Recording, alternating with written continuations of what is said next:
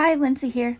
Like and subscribe to the channel if you haven't already. Hit that bell up top for those notifications. Okay, so today we are going to be making some white chocolate cookies, if that makes sense. They're going to look like this.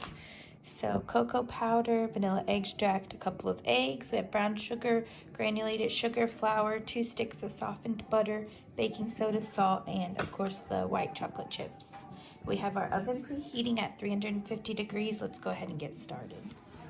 Okay, so I've set a small bowl aside here, and in this small bowl we are going to combine our flour, our cocoa powder, baking soda, and salt. Okay, so in this small bowl I have 2 1/4 cup all-purpose flour, and now I'm going to add in 2/3 a cup of the cocoa powder. Okay, so a side note that I just wanted to let you guys know about this cocoa powder. It is packed with antioxidants. It's very healthy. It's not like your Hershey's one that you get. It replaces all of the bad, and it is awesome. I got this at Walmart if you guys want to find it. It was down the baking aisle, but that's just a side note that I wanted to say. So we added that 2/3 a cup in here with the flour.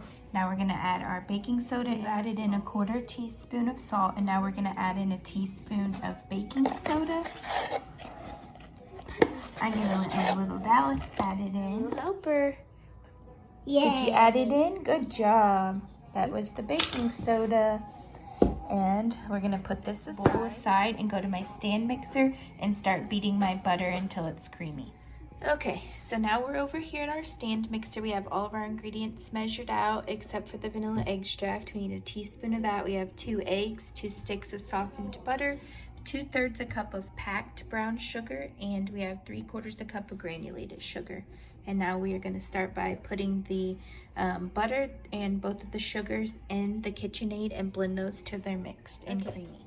We have all of our butter and both of the sugars in there. Going to lock our KitchenAid in place, and we're going to turn it on stir.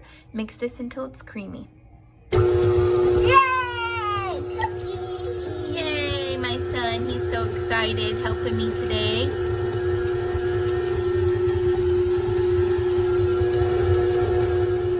Dallas, what are we making?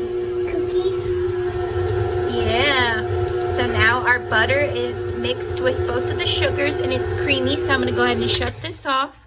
And the next step will be to add in 1 egg at a time. And that's why I've went ahead and put those aside. So go ahead and dump one of those in. Oops. Let's put it here. And turn the KitchenAid on.